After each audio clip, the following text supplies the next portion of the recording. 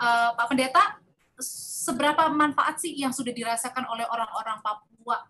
Betul-betul 126,9 triliun rupiah dana yang besar 20 tahun untuk Papua.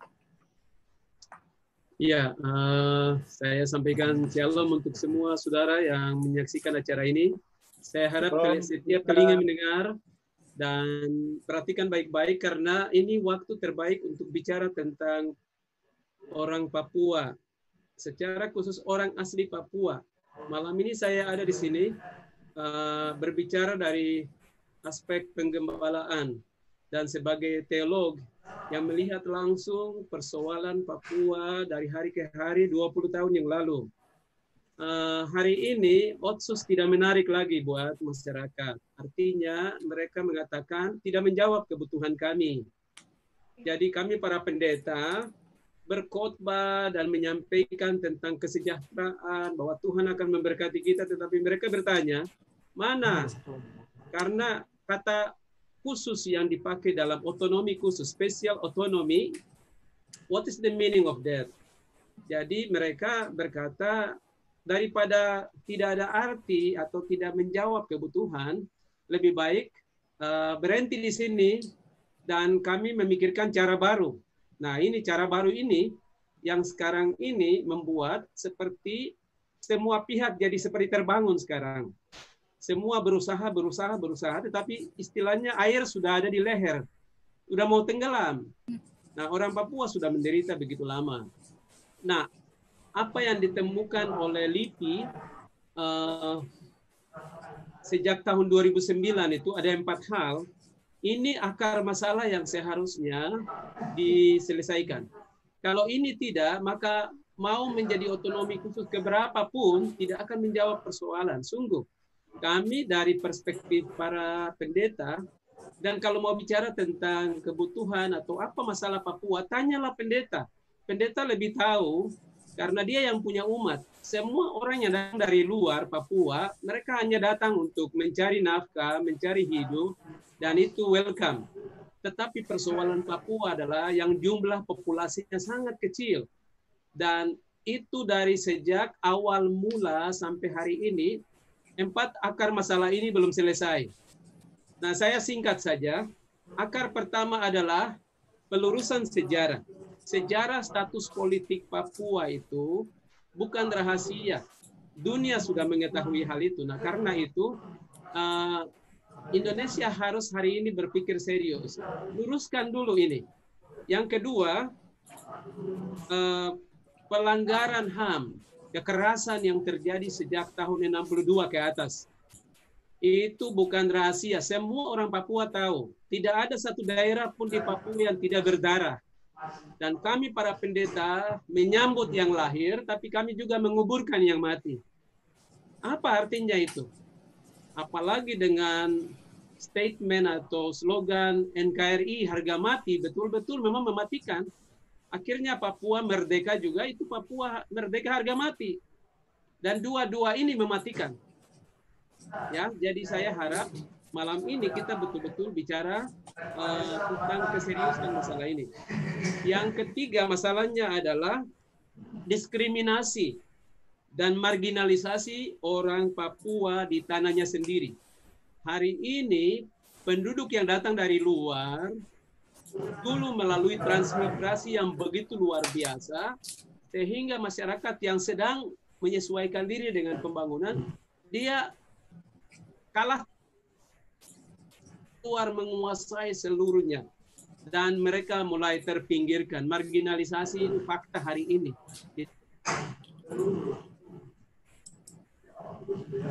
Ya, silakan Pak Pendeta. Ya, Pak Pendeta. Ya, mungkin koneksinya agak terganggu. Ya, kita tidak menyangkal berkat Tuhan ya, bahwa Tuhan memelihara orang asli Papua selama 20 tahun. Ini dari sisi teologis. Allah memelihara, dia pakai pemerintah yang namanya Indonesia. Yang tadi kita bicara adalah ada hal-hal yang tidak beres dengan 4 akar masalah itu. Yaitu yang pertama, awal mula yang salah. Saya mau katakan ini, saya bicara kebenaran. bahwa awal mula dari terbentuknya hubungan antara Papua dengan Indonesia itu salah. Ada banyak bukti di sana, maka kita perlu kembali untuk semacam diskusi. Sudah awalnya bagaimana? Tadinya kau di sini, kok sekarang pindah ke sana itu ada apa? Ini pertanyaan. Jadi hati-hati kalau kita berkata bahwa Otsus mau dilanjutkan atau apa, hati-hati. Karena masyarakat di luar sana sekarang mendengar, kamu tahu apa? Jadi kita harus tanya mereka dulu. Nah itu sebabnya pelurusan sejarah itu perlu duduk bersama. Nah sudah berulang-ulang kali kami para pendeta pergi bertemu presiden. Dari presiden ke presiden. Untuk bicara supaya ada dialog, duduk bicara. Karena ini masalah rumah tangga. Nah Ibu Audrey, saya sampaikan, saya pakai ilustrasi begini. Ini rumah tangga ini sudah 20 tahun, yang istrinya ini mau cerai karena laki-laki tidak tanggung jawab. Jangan ukur orang Papua dengan jumlah sekian ratus triliun karena Papua juga perut buminya dibawa keluar. Ya sebenarnya itu uang dari Papua lalu sekarang kembali ke Papua lagi. Jangan main-main. Sekarang orang di luar sana tahu, bisa menghitung. Nah, saya mau sampaikan bahwa kalau kita mau niat baik, dan saya bersyukur ya, Bapak Presiden Jokowi, presiden yang luar biasa diterima orang Papua. Jadi tolong sampaikan, ini penting. Tetapi tidak berarti orang Papua tidak punya memori yang masa lalu. Nah karena itu solusinya adalah harus duduk bersama bicara. Kenapa takut bicara? Kalau memang berani itu, ya duduk bersama bicara. Karena ini adat kami.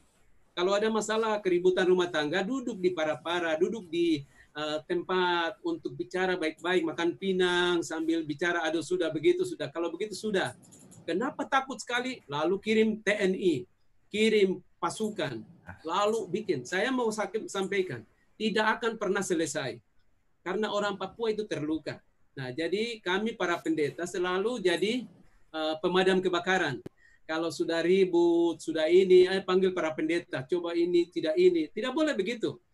Karena kami ini menyaksikan langsung pergumulan daripada masalah-masalah yang dihadapi. Jadi, kalau kita mau supaya ini baik, oke, duduk, dialog, bicara baik-baik. Orang Papua itu baik. Kalau dekat itu, aduh bagus sekali. Jangan khawatir. Nah, artinya sakitnya harus diobati dulu ya Pak Pendeta ya? Itu dia. Bagaimana mau bikin otsus tambahan lagi kalau orang masih sakit? Nanti otsus yang baru lagi atau apapun namanya, itu untuk orang lain lagi. Kasus Nduga itu contoh ya. Nduga itu orang mau bangun jembatan. Itu untuk siapa? Bangunan apapun, itu untuk siapa? Orang Papua selalu menjadi penonton. Saya kira saya bangga dengan anak muda ya. Ada Billy. Puji Tuhan ada di situ duduk untuk mewakili kita. Tapi dengar baik-baik. Bapak, Mama, Tete orang ini sakit hati. Siap. Jadi harus diselesaikan dulu. Perlu konseling, perlu rekonsiliasi, duduk bicara. Tapi bukan hanya rekonsiliasi, harus ada restitusi. Siap. Pembayaran. Karena ada ongkos. Ini sudah bawa lari orang punya anak perempuan, terus pukul-pukul dia, ambil dia, kasih telanjang, terus sekarang buang dia. Tapi masih mau dengan dia. Perempuan tidak mau. Papua hari ini berkata, Otsus stop. Kami mau yang lain. Nah ini sekarang mereka pilih yang lain. Apa itu? Referendum. Mereka mau itu. Dan dunia sudah mendengar itu. Jadi jangan kita bicara seakan-akan tidak ada masalah. Ini masalah besar sekali. Jadi saya akan bicara to the point. Itu supaya Mbak Audrey ya. Mbak Audrey dengar baik-baik. Kami orang Papua ini tidak bisa dibohongi lagi. Papua today is different, ya. Jadi kami siap. Demikian yang saya bisa sampaikan. Karena kalau saya bicara terus saya marah semua itu nanti.